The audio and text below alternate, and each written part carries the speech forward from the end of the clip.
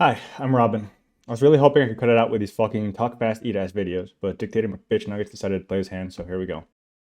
First, I'd like to start with a primer for things you might have seen in articles, on the news, or heard in videos. An oblast is an administrative division of territory, kind of like New York City being in New York State, or like how saying I'm from Chicago actually means I'm most likely from the northern Illinois suburbs, but I don't think you've heard of it.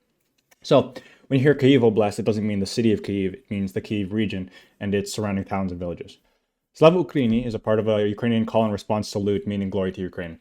It is responded to with Heroyam Slava meaning glory to the heroes.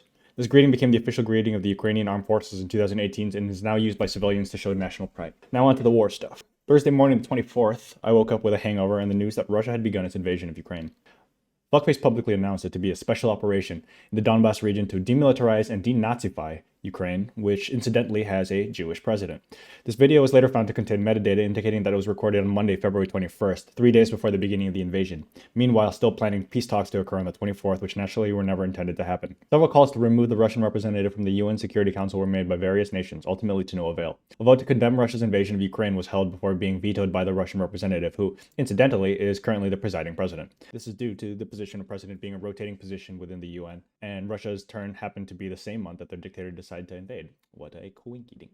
11 nations voted to pass the resolution, with China, India, and the UAE abstaining from the vote. Despite the Russian representative's veto, a special emergency session was held on Monday the 28th, in which the General Assembly voted to condemn Russia's actions, without Russia's ability to veto the resolution, further isolating Russia from the international community.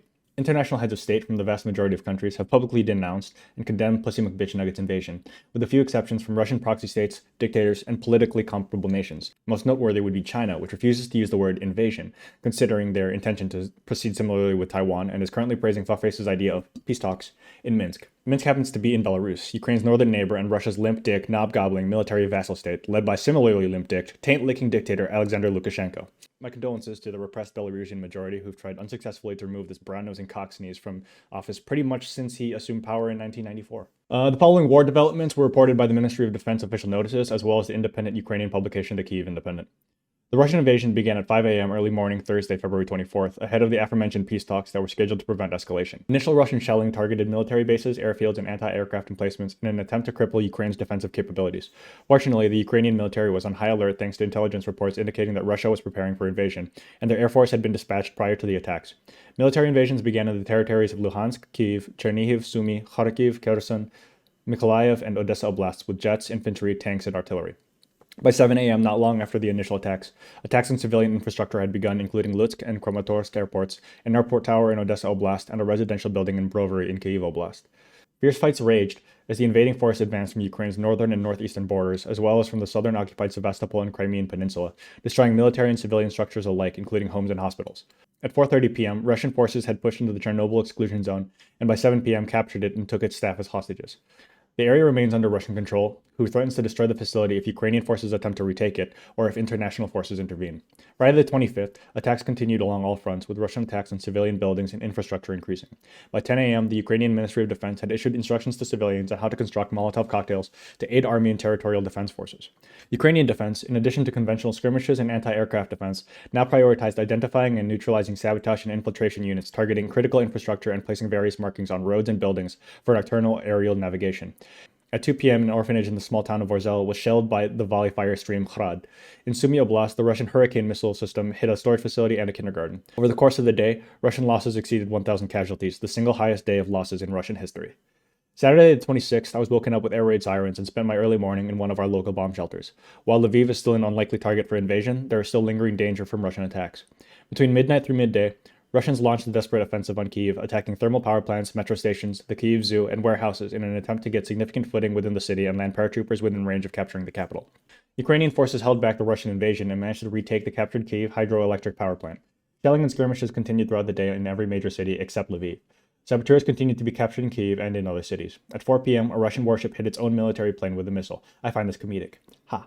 At 5 p.m., the Ukrainian army destroyed all the railways along the border with Russia. The Russians reportedly requested the railways be rebuilt so that they could send aid to the Ukrainian people, and to which the Ukrainians likely replied telling them to go fuck themselves. Throughout the evening, Russian forces continued their attacks in major cities, with attacks on civilians, including shelling 2 civilian buses in Kharkiv Oblast, and artillery hitting the children's cancer hospital Okhmadit in Kyiv. Civilians were issued a curfew that continued until the morning of Monday the 28th. Attacks continued overnight through Sunday the 27th, yet all major cities remained under Ukrainian control. At 3:30 a.m., Russian forces attacked a radioactive waste disposal site in Kyiv. From 8 a.m. through noon, skirmishes had penetrated to the center of Kharkiv, with Ukrainian forces emerging victorious and maintaining control of the city. By 2 p.m., Russian warships had taken control of 3 Ukrainian civilian ships, including one ship the day prior, in violation of international maritime law. At 5 p.m., the world's largest cargo aircraft, Mriya, was burned down in Antonov Airport in Kyiv, though the mayor had indicated that the plane had been destroyed on the first day of the war 3 days earlier. At 7 p.m., a missile fired from Belarusian territory hit an airport in Zhytomyr, foreshadowing Belarusian invasion in the coming days. By 11 p.m., the 3 minor cities of Novokhovka in Kherson Oblast, my wife's hometown of Berdyansk in Zaporizhia Oblast, and Krupyansk in Kharkiv Oblast had fallen under Russian control. Monday the 28th, the day I'm writing this script, added Belarusian invasion to the mix. Belarus committed a significant portion of their forces to the Russian invasion, though the Belarusian military is considered a significantly lesser threat due to the lack of combat experience and irresolute conviction. International human rights law and Geneva Convention violations continue to stack, as women and children had been seen used as shields for Russian armored vehicles, and then missile strikes also continued to be launched against civilian airports, infrastructure facilities, and residential buildings. Russian soldiers and sabotage units have disguised themselves in Ukrainian military, police, and emergency response worker uniforms and used stolen ambulances and police cars. They have been reported to be occupying children's camps and schools to conceal and launch artillery units. Currently, all of the large cities, Kyiv, Kharkiv, Lviv, Dnipro, Odessa, Mykolaiv, Mariupol, and Kherson are still under Ukrainian control. Small addendum, I think Kherson might have been taken over today, the 27th, when I'm recording this. The primary attacks of the last few days' attacks focused on causing chaos and quickly capturing the major cities. In the north, Kharkiv, Chernihiv, and Sumy. In the south, Mariupol, Mykolaiv, Kherson, and Odessa. Russian forces have failed to push through the eastern border beyond the occupied Luhansk and Donetsk territories. Analysts have concluded that their main target is to capture the capital of Kyiv, located in the north-central area of Ukraine, and either A, capture or kill the Ukrainian President Zelensky, or B, scare him into fleeing the country. Both scenarios shared the same outcome of putting in place a puppet government to sign an agreement separating eastern and western Ukraine and/or preventing Ukraine from joining NATO. Now for the international response and aid efforts. The international support for Ukraine has been incredible. Short of sending direct military forces, many countries have imposed brutal sanctions. The EU, the US, the UK, Japan, Australia, New Zealand, Taiwan, and Switzerland, the last of which is particularly interesting due to Switzerland's historical neutrality policy. Many nations have agreed to send lethal arms, including anti-tank and anti-aircraft missiles, and protective equipment like bulletproof vests and helmets.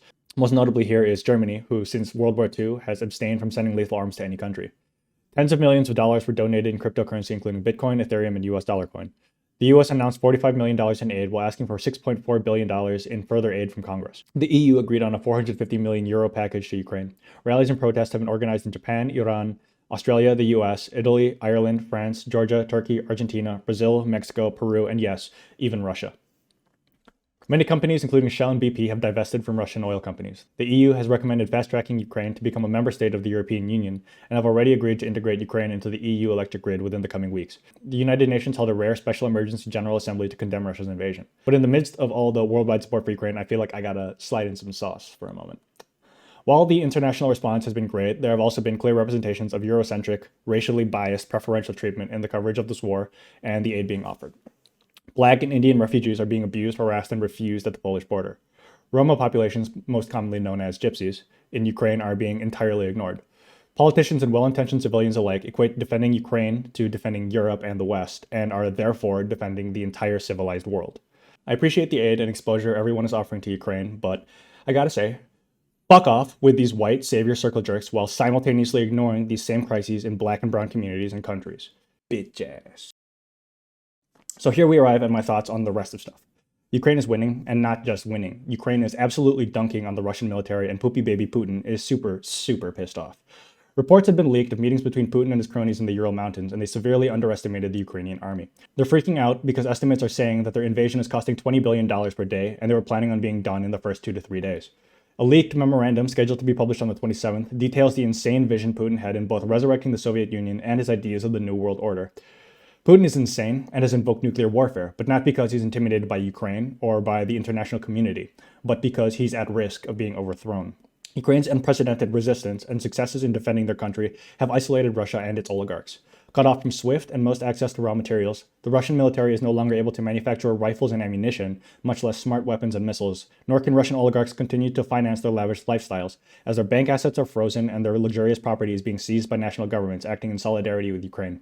International anonymous hacking efforts are making it impossible to conceal Putin's lies about the war in Ukraine, and unrest continues to grow as hundreds of thousands of Russians are protesting and calling for Putin's impeachment. Putin involving the nuclear arsenal is him signaling to his oligarchs and to the world that he would sooner set the entire world ablaze before he would cede power. That being said, I posit my conclusion thusly. This war is not being won with only guns and missiles, euros and dollars, soldiers and civilians, Ukrainians, and their foreign supporters. It's being won with the truth. The truth is that Putin's regime is one of madness, paranoid hostility, and toxicity towards all nations, including Russia's own citizenry, though most immediately against Ukraine. His tricks of military intimidation and disinformation have all failed, and his failures are being exposed for the entire world to see. Victory for Ukraine, victory for the entire world, and victory for Russia would be removing Putin McBitch nuggets from power. I'd like to reiterate a sentiment I made in a prior video. Putin, if you see this, kill yourself. Last notes. Thanks to my friend Ariana for helping with some of the research about the international aid scene. I've been mostly focused on the war stuff and friends being bombed in other cities, so the sanctions and crypto being donated has been mostly swiped right on. I just wanted to do a brief highlight of the most vicious shit I've been seeing circulating on social media surrounding the war in Ukraine. My wife helped pick a lot of these out. I hope you like them. Slava Ukraini.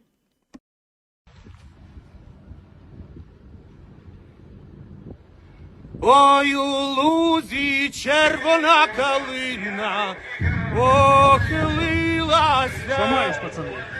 Сломались. Чогось наша славна Україна зажурилася. А ми тую червону калину підіймемо. А ми нашу славну Україну. Понимаете, вы оккупант, вы враги. И вы уже с этой секунды